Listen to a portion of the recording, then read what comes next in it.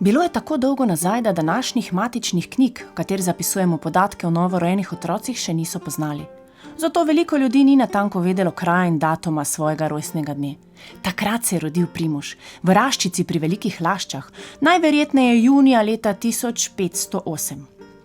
Trubarjevi so bili podložniki torjaških grofov, najvplivnejše plemiške rodbine na Slovenskem.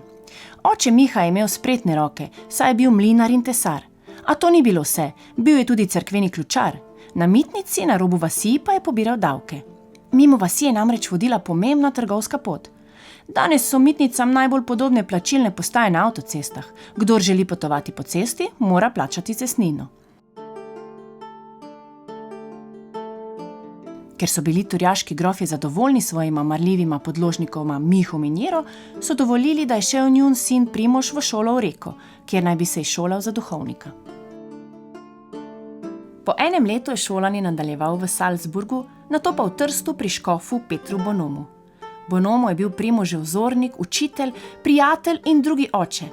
Ne le, da se je Primož lahko pri njem učil številne tuje jezike, naučil se je tudi ljubiti lastni slovenski jezik in ga imeti za enakovrednega drugim jezikom. V tistih časih, ko sta živela Trubar in Bonomo, je cerkev učila nekatere nauke, ki se niso ujemali s Svetim pismom. Sveto pismo pa bi za kristjane morala biti knjiga, v kateri jim je Bog zapisal vsa najpomembnejša navodila za življenje.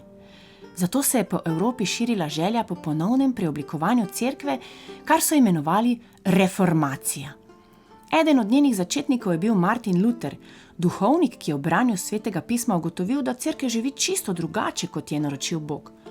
Reformatorji so želeli popraviti napačna učenja, ki so se skozi stoletja prikradla v cerkev in izkrivila prvotno vero. Niso se strinjali, da morajo ljudje v cerkvi plačevati denar za to, da bi jim Bog odpustil grehe, da se duhovniki ne smejo poročiti in imeti svojih družin. Nasprotovali so mašam v latinskem jeziku, ki jih skoraj nihče ni razumel. In na vse zadnje, od škofov so zahtevali, da omogočijo ljudem brati Sveto pismo samostojno. Samo tako se bodo lahko namreč sami prepričali, kaj Bog v njem v resnici sporoča. Škof Bonomo se je strinjal s spremembami v cerkvi, zato je v Trstu velikokrat gostil ljudi z reformacijskim načinom razmišljanja, katere so kasneje poimenovali protestanti. Tako se je tukaj Primož podrobneje seznanil s protestantskimi idejami in tudi njemu so postajale vedno bolj všeč. Ker v Trstu ni bilo univerze, se je Primož odpravil na študij na Dunaj, ki je bilo eno od središč evropske izobrazbe. A študija ni dokončal niti do polovice, saj so leta 1529 proti mestu prihajali Turki. Ti so zadnjih 120 let s svojimi roparskimi pohodi po Evropi uničevali vasi in mesta. V tem času so požgali tudi Raščico, Primoževo rojstno vas, in pri tem najverjetneje povsem uničili Trubarjev mlin. Zaradi strašnih razmer je univerza zaprla svoja vrata. Tako so študenti, med katerimi je bil tudi Primož, zapustili mesto, preden so ga obkolili Turki. A Turki niso bili edina nevarnost za Evropo v 16. stoletju. V občasnih izbruhih je prihajala tudi kuga, preplavljala vasi in mesta ter v njih morila prebivalce. Tako je bil Primož prisiljen končati svoje šolanje. Postal je duhovnik in dobil svojo prvo župnijo v Laškem. Čeprav je bil katoliški duhovnik, je učil in pridigal tako, kot so v tistem času učili protestanti, čisto in preprosto vero, ki je zapisana v Svetem pismu, katerega imenujemo tudi Biblija. Pod še vedno budnim očesom škofa Bonoma je po 6 letih napredoval iz Laškega v Ljubljano, ki je bila kulturno središče Kranjske. Ljubljana je bila v tistem času obdana z mestnim obzidjem. Znotraj njega je živelo okoli 4000 prebivalcev. Imela je 9 cerkva in kapel. A prevelika zagretost mladega pridigarja, v katerem je kar vrela želja, da prenovi cerkev in odpravi praznoverje med ljudmi, ni bila všeč deželnemu glavarju, prvemu človeku v mestu. Primož bi zato skoraj pristal v ječi, zato se je tiho umaknil in odšel v svoj duhovni dom v Trst. Čez 2 leti se je lahko Primož ponovno vrnil v Ljubljano, saj so se med tem časom za protestantizem zavzeli bogati in vplivni plemiči.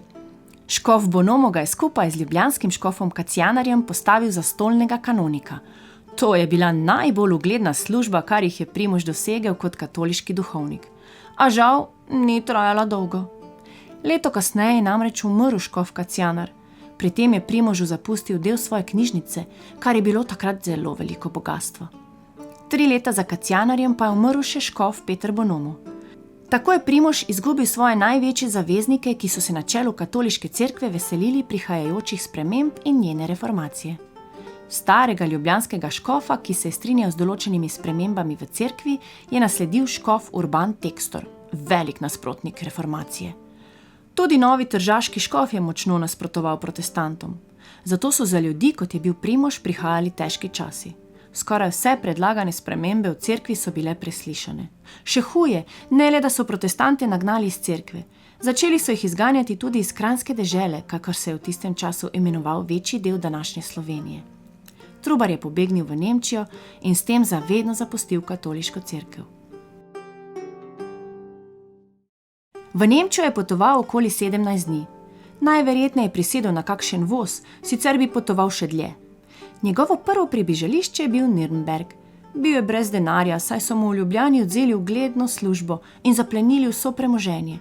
Izgubil je tudi njemu tako dragoceno knjižnico. A nemški protestantski prijatelji so že po dobrih 2 mesecih našli zanj primerno službo.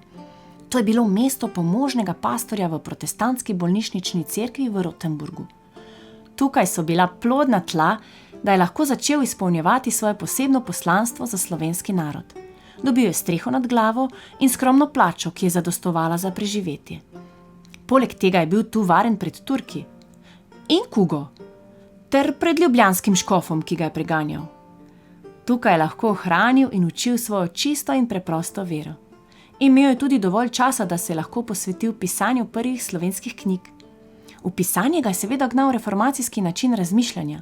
Protestanti so se namreč trudili, da naj bi vsak sam v svojem domačem jeziku bral Sveto pismo.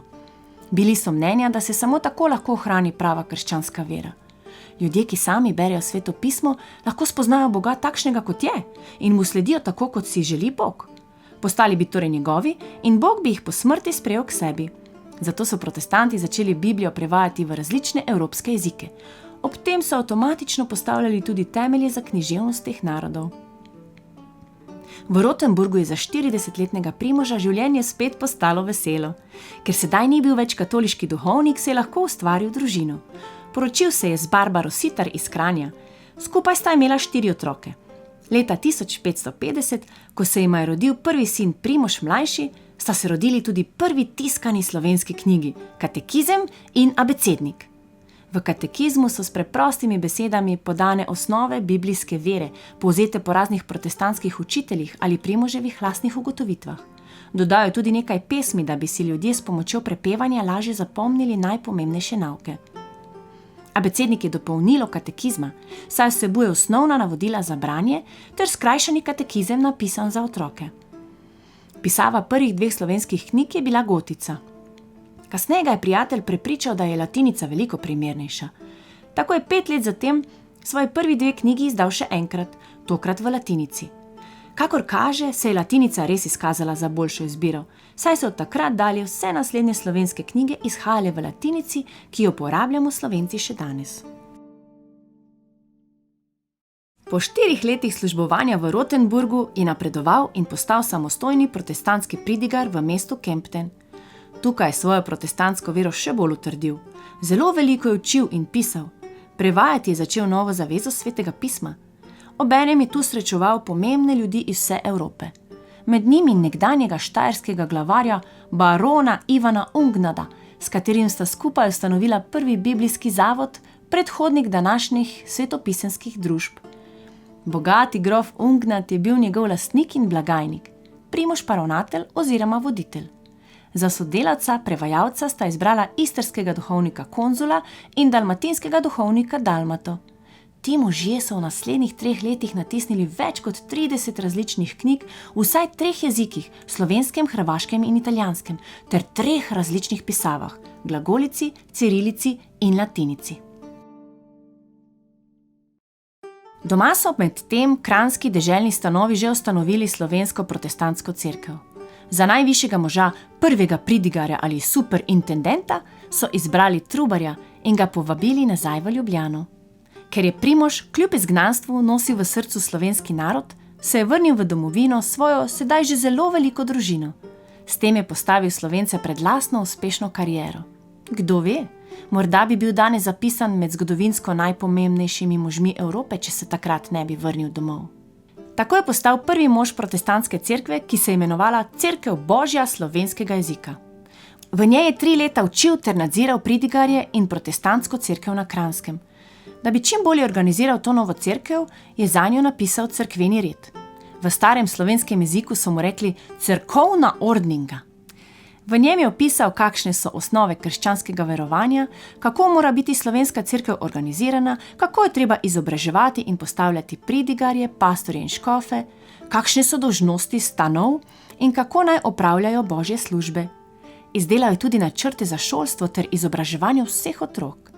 Po njegovih načrtih bi morali imeti v vsaki vasi, mestu ali trgu učitelja, ki bi učil brati in pisati tako dečke kot tudi deklice. Pomislite, deklice pri nas do tistega časa namreč sploh niso smele hoditi v šolo. Strašno! Šole, kakršne je načrtoval Primož skupaj z ostalimi protestanti, so nato tudi začeli ustanavljati. V Ljubljani so ustanovili celo stanovsko šolo, današnjo srednjo poklicno šolo. Imela je 5 razredov in slovenske dijake je morala dobro pripraviti za univerzo. A najnovejša slovenska knjiga Cerkveni red je močno razjezila nadvojvodo Karla II. Avstrijskega, ki je Primoža obtožil vmešavanja v njegovo vladanje. Zato je zapovedal sežig cerkvenega reda in Trubarjev pregon. Pa ne že spet. Nažalost pa Trubar ni bil edini, ki je moral zbežati iz Slovenije zaradi svojih reformacijskih idej. Pozneje so morali pobegniti prav vsi protestanti. Ob koncu 16. stoletja so nasprotniki reformacijskih sprememb z dovoljenjem vladarja Karla II. Seveda organizirali močno gibanje proti reformatorjem. Imenovali so ga Protireformacija. Katoliška cerkev je izgnala protestantske pridigarje, ukinila šole, zaprla protestantske cerkve, sežigala knjige. Tako so ustavili marsikateri napredek dežele za vsaj 200 let. Protestanti so ostali le še v Prekmurju, katerim so v tistem času vladali ogrski vladarji. Trubarjevi so tako zopet pobegnili v Nemčijo. Na vozu je bil oče Primož, žena Barbara in njuni 3 otroci, Primož mlajši, Magdalena in najmlajši Felicijan. Njegov drugi sin Kristjan je namreč zelo zgodaj umrl. S Trubarjem je bil tudi mladi študent Jurij Dalmatin, katerega vsi poznamo po prvem slovenskem prevodu celotnega svetega pisma. V Nemčiji so Trubarju kmalu našli začasno službo.